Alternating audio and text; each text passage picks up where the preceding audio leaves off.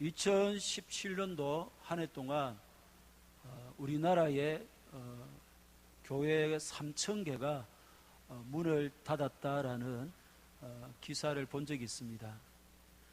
그 이후에 더하면 더했지 덜하지는 않습니다.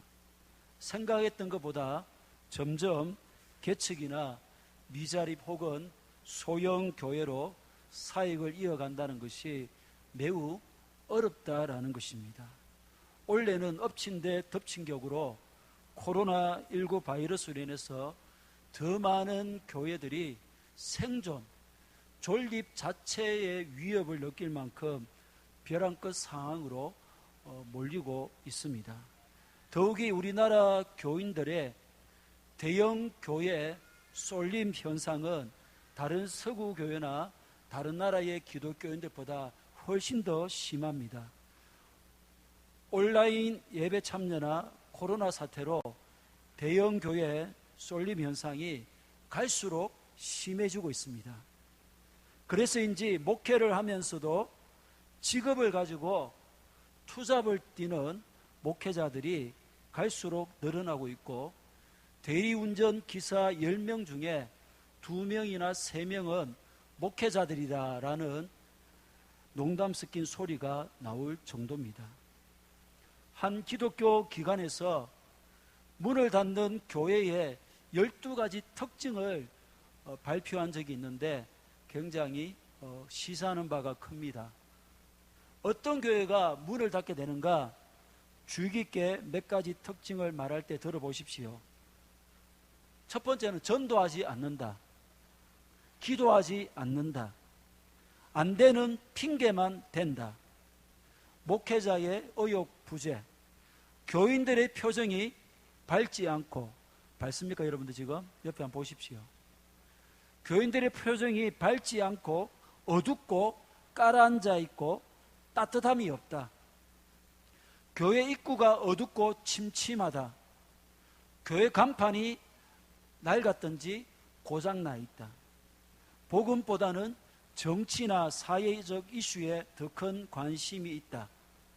무언가 기적만을 바라보고 아무것도 하지 않는다. 이런 특징을 가진 교회가 문을 닫더라라는 것입니다. 그런데 여러분, 여기에 대부분의 항목들은 우리가 이미 잘 알고 있는 내용이고 우리 신앙생활에서 일상적인 것들입니다. 다시 말해서 문을 닫는 교회가 무슨 대단한 잘못을 하거나 무슨 특별한 무엇을 해서 또는 특별한 무엇을 하지 않아서가 아니라는 것입니다. 말씀을 통해 주어진 신앙의 기본적이고도 일상적인 것들을 등한시하고 무시함으로 인해서 결국 하나님의 교회가 문을 닫는 지경에 이르게 되더라라는 것입니다. 사실 하나님의 교회가 1년에 수천 개씩 문을 닫는다는 것은 큰 충격이 아닐 수가 없습니다. 여러분, 속된 말로 어떻게 살아계신 하나님의 교회가 문을 닫을 수가 있습니까? 너무나 이상하지만 이게 현실입니다.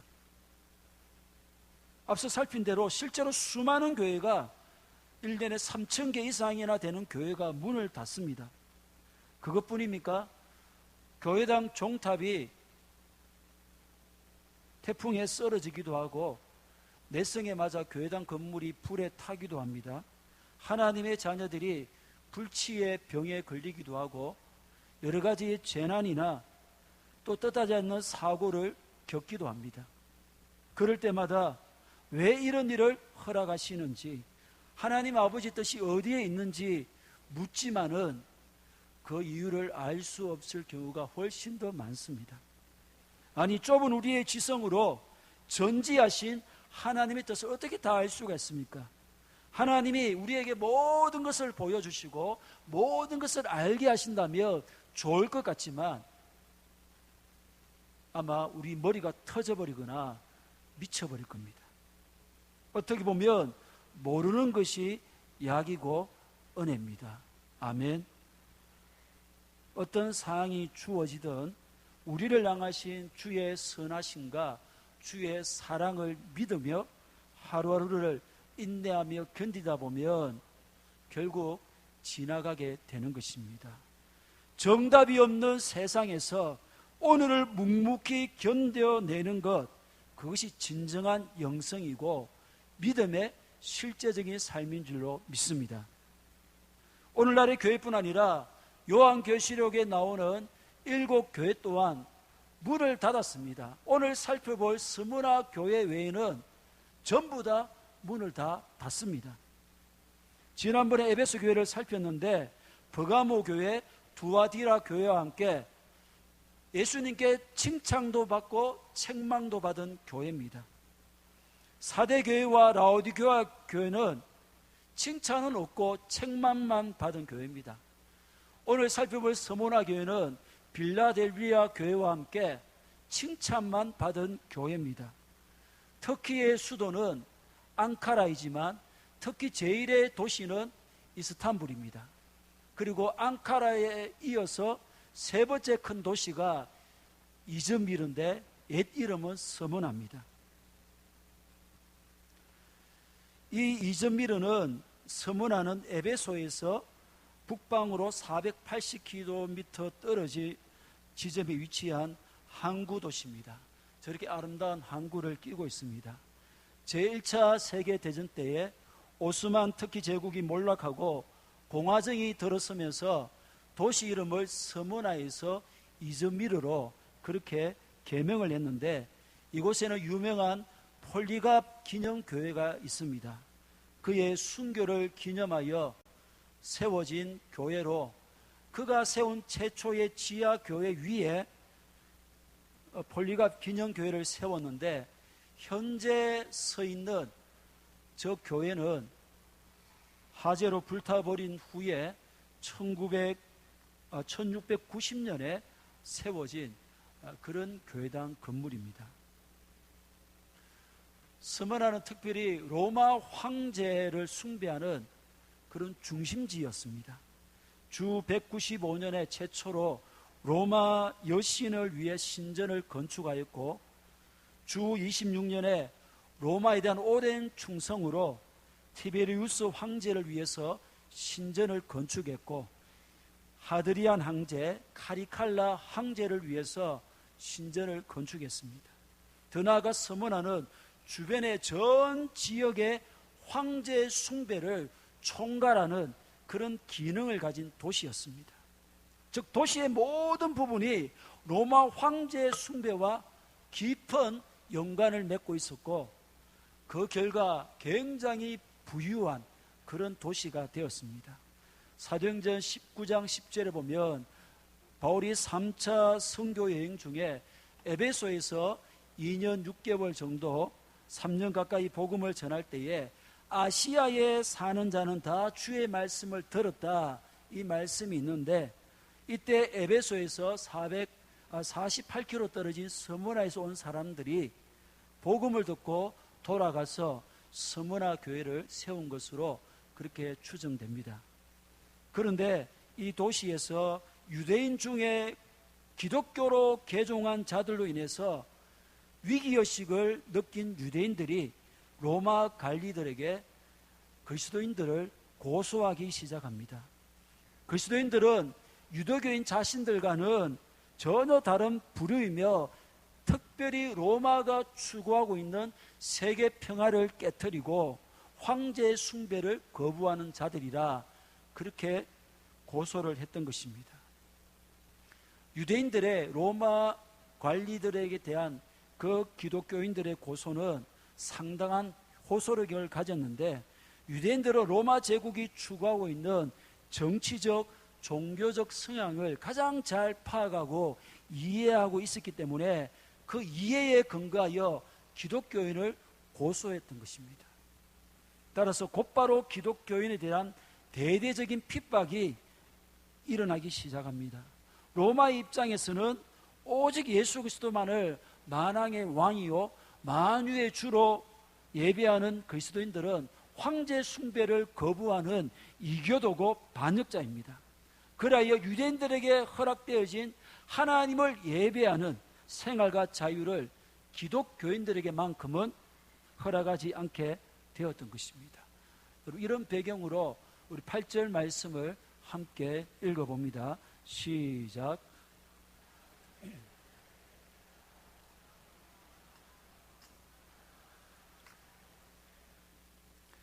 예수님이 자신에 대한 소개입니다. 1장 17절 18절에 나는 처음이요 마지막이요 곧 살아있는 자라 내가 전에는 죽었노라. 이 말씀과 병행되는 표현입니다. 예수님이 자신을 이렇게 소개하신 것은 지금 서머나 교회가 처한 상황과 무관하지 않은 것입니다. 앞서 언급했던 것처럼 서머나는 어느 도시보다 황제 숭배가 성행했던 곳입니다. 예수 그리스도만을 왕으로 황제로 고백하는 서머나 교회 성도들은 상당한 신앙의 도전을 받을 수밖에 없었습니다. 이들에게 주님은 시작과 끝이 되신다라고 도전합니다. 다른 말로 주님이 창조주가 되시고 심판주가 되신다, 영원한 주권자가 되신다는 의미입니다. 너희들이 지금 말할 수 없는 박해를 받고 있지만 너희들이 믿는 내가 창조주다, 내가 심판자라, 처음부터 마지막 순간까지 너희들을 지키는 주관자다, 이런 의미입니다. 그러니까 이렇게 예수님이 자신을 소개할 때에 핍박 가운데 있는 서머나 교회 성도들은 큰 위로를 받게 되는 것입니다.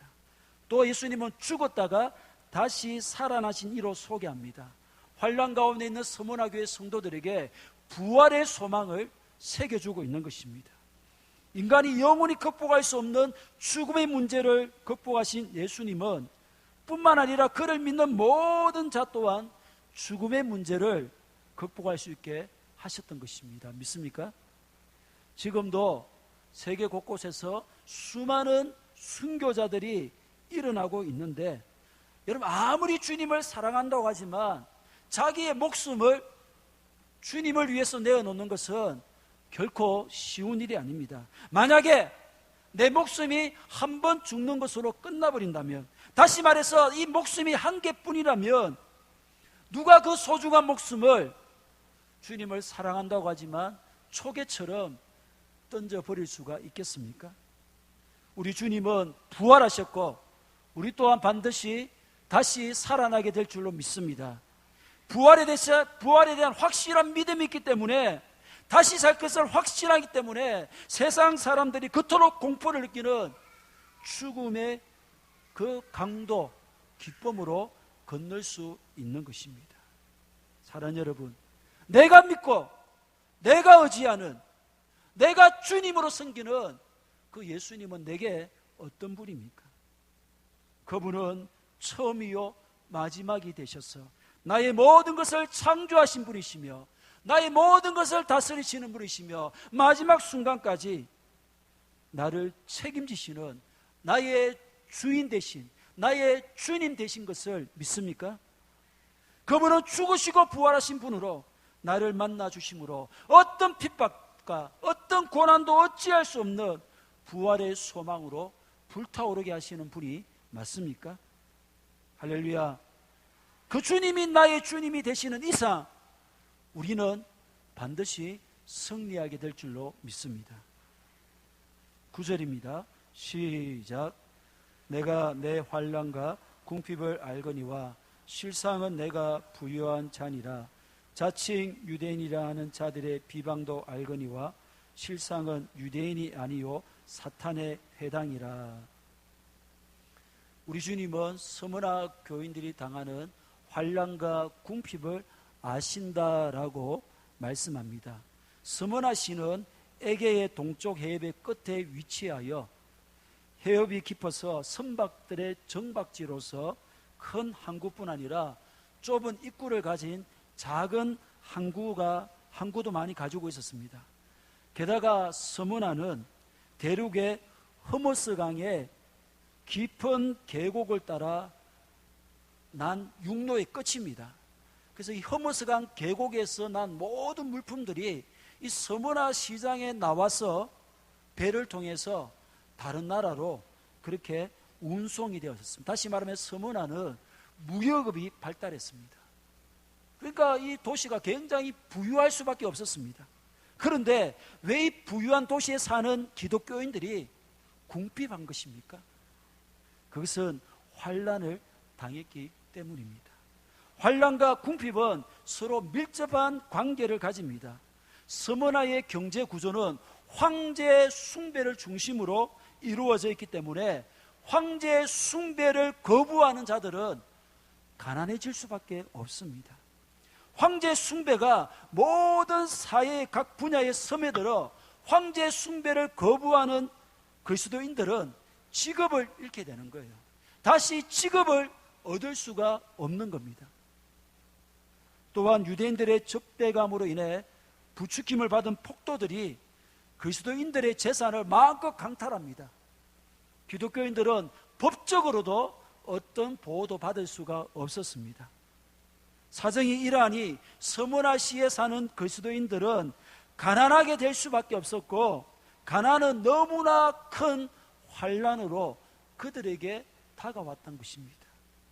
계시록 후반부에 가면 7인, 7 나팔, 7 대접 재앙이 나옵니다.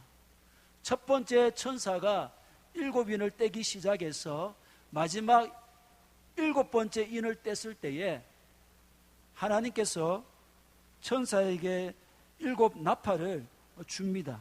그리고 천사가 첫 번째 나팔을 불어서 7번째 나팔까지 붑니다. 이제 7 대접 재앙이 나와야 됩니다. 그런데 7 대접 재앙이 나오기에 앞서서 짐승의 표인 666을 받는 그 장면이 나오고 있습니다. 흔히 666을 베리칩이니 또는 바코드니 여러 가지 주장이 있지만, 여러분 666표를 이마나 손에 받는다는 것은 상징적으로 보아야 됩니다. 왜냐하면 다음 장인 14장에 이런 말씀이 있습니다. 함께 읽어봅니다. 시작. 그와 함께 14만 4천이 서 있는데 그들의 이마에는 어린 양의 이름과 그 아버지의 이름을 쓴 것이 있더라.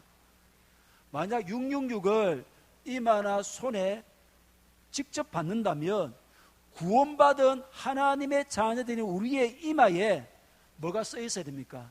어린 양의 이름과 아버지 이름이 써 있어야 됩니다. 자, 옆에 분들 이마에 한번 보십시오. 써 있는가? 이마를 까고 한번 자세히 살펴보십시오. 어린 양의 이름이 써 있든지 아니면 십자가가 걸어져 있든지. 이거 상징적으로 보지 않으면 이마에 이름이 새겨지지 않는 자들은 14만 4천 명 안에 들지 못한, 구원받지 못한 어둠의 자식들인 겁니다. 이처럼 666표를 받는 것은 상징인데, 그러면 666이 무엇을 의미하는가? 13장 17절 시작.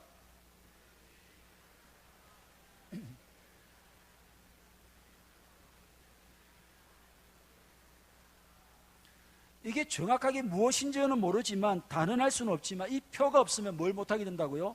매매를 못한다. 매매를. 그러니까 이 표는 무엇보다 경제와 깊은 관련이 있는 표다라는 것입니다. 그렇게 볼 때에 마지막 시대에 성도들을 올가면은 사탄의 가장 강력한 무기가 뭐라고요? 경제다. 경제라는 것입니다. 사랑하는 여러분, 사실 먹고 마시는 것은 사람에게 너무나 중요한 것입니다. 왜 세계의 주요 나라들이 코로나19의 감염자들이 그토록 많이 발생하고 사망자들이 많이 발생함에도 불구하고 적극적인 봉쇄에 나서지 않는 것입니까? 경제가 타격받는 것을 염려했습니다. 여러분, 저들은 코로나19로 수많은 사람들이 감염되고 죽어나가는 것보다도 경제가 무너지는 것을 더 염려하는 거예요. 경제가 무너지는 것이 저들에게 더 큰 충격이다라는 것입니다. 우리도 예의가 아닙니다. 믿음이 좋은 성도랄지라도 궁핍을 맞이하면 가볍지 않는 충격을 받게 됩니다. 그것도 나 혼자라면 어떻게든 참아내겠지만 내 아내나 자식들이 함께 궁핍에 들어가면 그건 정말 견디기 힘든 일입니다. 예수 믿는 것으로 인해서 직장에서 잘리고 모든 경제활동이 제약을 받고 이런저런 감시를 당한다면 그 결과 내 가족이 굶고 있고 굶어서 시름시름 죽어가고 있다면, 그래서 그 모습을 옆에서 지켜본다면 그래도 내 신앙을 지킬 수가 있겠습니까? 내가 예수님을 부인하면 지금 굶어 죽어가는 내 자식에게 당장 먹을 것을 줄 수가 있는데 흔들리지 않을 자신이 있습니까? 큰 소리 칠 수 있겠습니까? 지금 서문화 교회 성도들은 이런 환난을 당하며 이를 악물고 참고 있다는 것입니다. 그러니 그들의 마음이 얼마나 무거웠고 힘들었겠습니까? 우리 주님이 이런 서문화 교회 성도들을 어떻게 봅니까? 어떤 평가를 내립니까? 비록 환난으로 쫄쫄 굶어서 백가죽이 등가죽에 붙어있는 그런 상황 가운데 있었지만 주님이 보시기에 부요한 자다, 그렇게 말씀합니다. 여러분, 여기서 주님의 시각을 보십시오. 사람들의 시각과 주님의 시각이 얼마나 다릅니까? 사람들은 겉모습으로 궁핍한 것만 보고 저들은 너무 불행하겠다, 너무 가난하구나, 너무 힘들겠다 평가하지만 주님은 그렇게 보지 않고 부유하다라고 평가하십니다. 여러분, 소아시아 7교회 중에 라오디게아 교회가 있습니다. 그 교회는 겉으로 너무 부유했습니다. 자기 스스로 보기에도 자기를 보면서 우리 부자다, 우리 너무 부유해서 우리는 부족한 것이 없다라고 했습니다. 하지만 주님이 보실 때는 너무 공고하고 가련하고 헐벗고 있다라고 보셨습니다. 3장 17절입니다. 시작.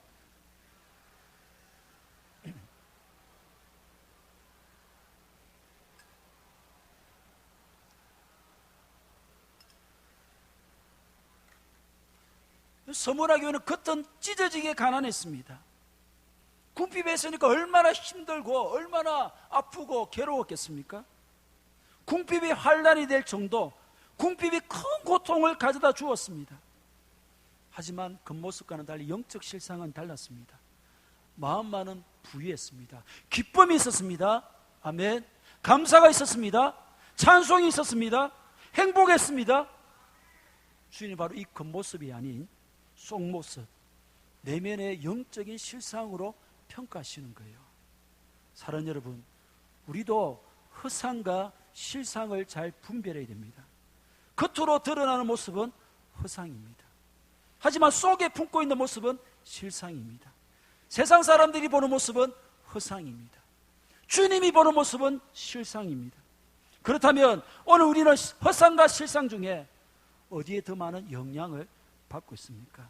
어느 편을 더 의식하고 어느 편의 평가에 더 민감하고 어느 편을 더 만족시키려고 하고 있느냐 하는 것입니다. 물론 이론적으로는 너무 잘합니다. 하지만 쉽지 않은 것 같습니다. 목사인 저도, 목사이기 때문에 더 처절한 싸움이 늘 제한이 있습니다. 외식하지 않기 위해서, 실상에 초점을 맞추기 위해서, 허상에 미혹받지 않기 위해서 피할 수 없는 싸움을 늘 싸우고 있습니다. 허상을 붙들던, 허상에 가리워져 실상을 보지 못한 라오디게아 성도들과 실상에서의 주님의 인정을 받은 서문화 교회 성도들의 결말은 두드러지게 다를 수밖에 없습니다. 사람에게 비춰지는 모습, 겉으로 드러나는 모습이 행복해 보이고 아무 문제가 없어 보여도 그거 중요하지 않습니다. 왜입니까? 그건 허상입니다. 허상은 아무것도 아니며 아무 가치도 가지지 못합니다. 그러므로 더 이상 허상에 속거나 허상이 실상이냐 착각하지 말고 내 실상을 점검하셔야 돼요. 실상에 변화가 있어야 되고 이 실상이 달라져야 합니다. 주님 보시기에 만족할 만한 부유하고 건강한 실상을 가진 자들로 더욱더 실상에 집중하시기를 간절히 축복합니다. 이어지는 말씀도 동일한 내용입니다. 자칭 유대인이라는 자들의 비방도 알거니와 실상은 유대인이 아니라 사탄의 회당이라. 서문화 교회 공동체가 당하는 또 다른 측면의 환난은 바로 비방, 회방이었습니다.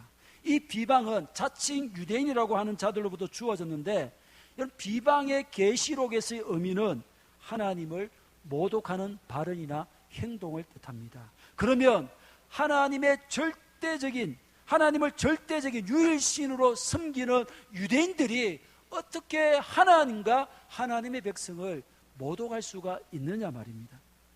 그들은 허상은, 겉으로 드러나는 모습은 유대인인데 실상은 뭐라고요? 사탄이다라는 거예요. 이런 사탄의 회라는 것은 사탄의 회당이란 말입니다. 유대인의 회당을 빗댄 말로 일종의 언어 유희입니다. 잘 아시는 대로 유대민족은 자신들이 하나님의 특별한 선택을 받은 하나님의 선민이다. 그 자부심이 대단했습니다. 그런데 겉모습은 그렇지 실제로는 하나님을 모독하는 사탄이었다니, 허상이 유대인이면 뭐합니까? 중요한 것은 실상입니다. 로마서 2장에 보면 표면적 유대인과 이면적 유대인이 나옵니다. 실상은 유대인이 아니요 할 때 유대인은 육신적 유대인인 표면적인 유대인이 아닌 언약 백성으로 하나님의 언약의 축복을 유업으로 누릴 이면적 유대인, 참 백성을 뜻합니다. 헛상, 겉모습, 표면적 유대인이 아닌 실상, 내면, 이면적 유대인을 뜻하는 말입니다. 여러분 보십시오. 허상을 쫓는 삶, 표면적인 것에 이끌리는 삶이 얼마나 위험한지를 말입니다. 유대인이라면 당연히 하나님과 하나님의 백성을 회방할 수가 없습니다. 하지만 겉모습은 유대인인데 실상은 유대인이 아니니 그렇게 할 수 있는 거예요. 겉모습은 유대인인데 속은 보니까 사탄이다. 이 주님의 평가가 얼마나 충격적입니까? 오늘날에도 겉은 그리스도인인데 속은, 실상은 사탄 같은 자들이 없지 않아 있습니다. 세상 사람들이 흔히 하는 말이 인간의 탈을 쓰고 어떻게 저럴 수가 있는가? 인간의 탈을 쓰고 어떻게 저럴 수가 있는가? 이런 말을 하는데, 여러분 그리스도인이라는데 열심히 예배에 참석하는데 그 사람의 말이나 그 사람의 생각이나 그 사람의 마음이나 행동을 보면 과연 그 속에 성령님이 계시는가 의문을 가지게 하는 자들, 그런 자들을 뜻하는 겁니다. 얼마나 안타깝고 안쓰러운 모습인지 모릅니다. 사랑하는 여러분, 예수님은 시작과 끝이 되십니다. 모든 것을 다스리시며 주관하시는 분입니다. 또한 죽음에서 부활하신 분입니다. 그럼 우리는 주님께 더 집중하셔야 됩니다. 주님이 나를 어떻게 보시는가, 이게 중요한 거예요. 그것만이 우리의 유일한 기준으로 삼으셔야 합니다. 자꾸만 헛상을 쫓으려고 하는 시선과 마음을 붙들어서 겉모습이 아닌 내면을, 헛상이 아닌 실상을 바꾸고 변화시켜 우리 주님께 칭찬받는 우리 모두가 되시기를 주님의 이름으로 간절히 축복합니다.